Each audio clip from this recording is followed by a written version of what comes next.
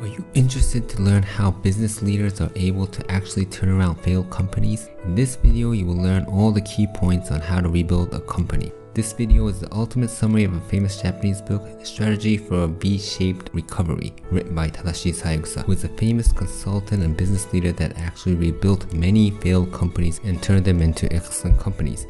I divided this exciting and storytelling book into 3 parts. 1. The indication of a failed company. 2. How to turn around the company. 3. Important tips and strategy. Let's dive into the first part. 1.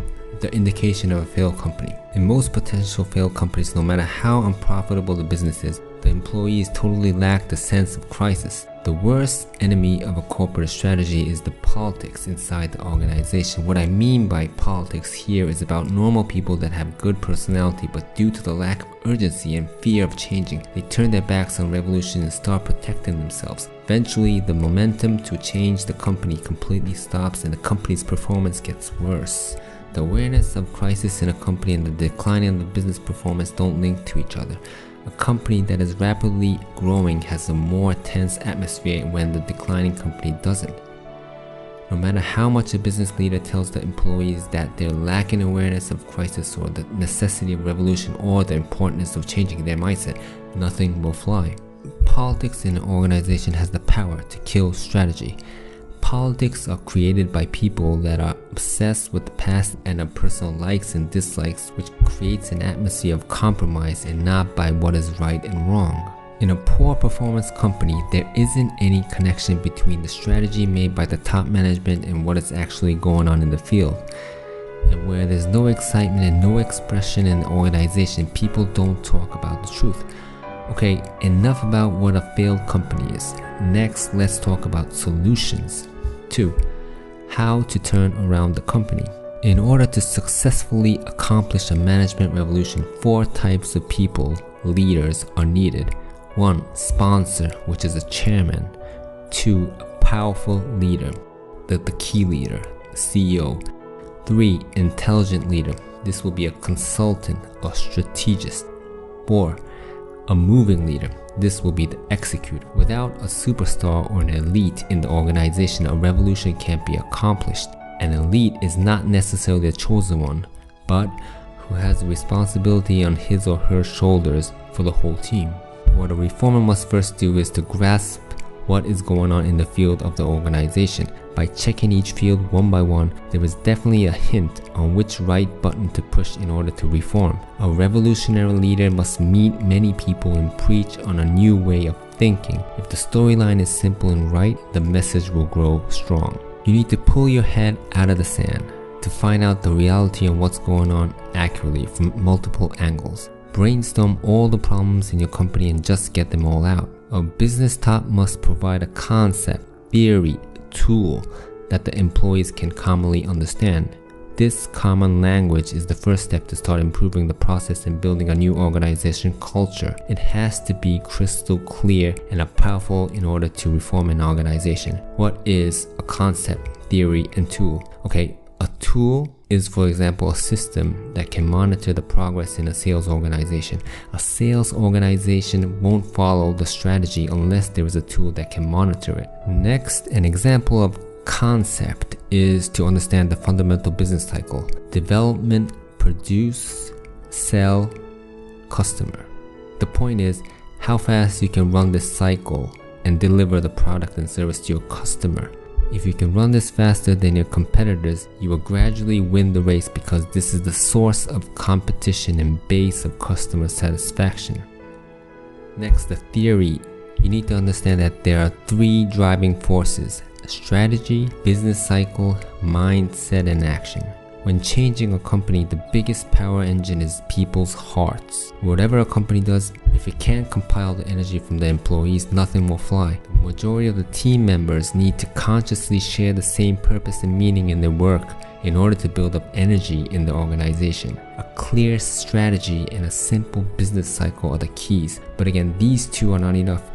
A business strategy is just a tool, and no matter how beautiful it's written, it won't guarantee the action.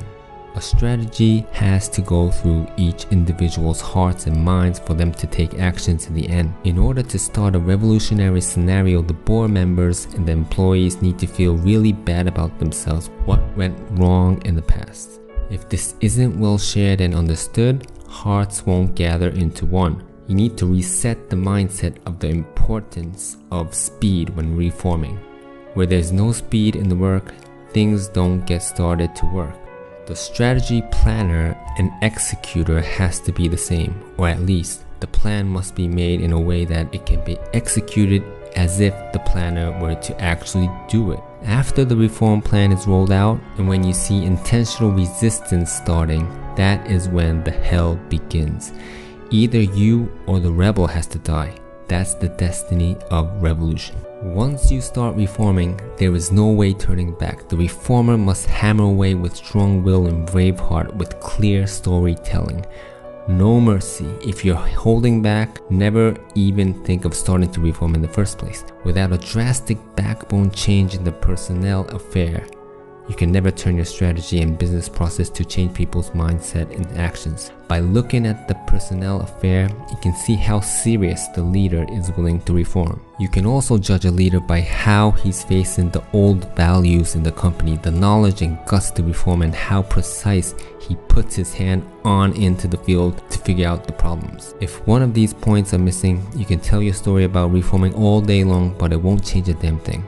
If the philosophy of the reform and the action plan and the leader is strong, positive momentum in the revolution will start. But in the initial stage, there is only hypothesis and no results. This is the most dangerous period in reforming. Employees start feeling anxiety and being suspicious about the hypothesis. A leader must foresee the future and decide and guide them in simple words to run out of the chaos. This process is a very lonely road for a leader.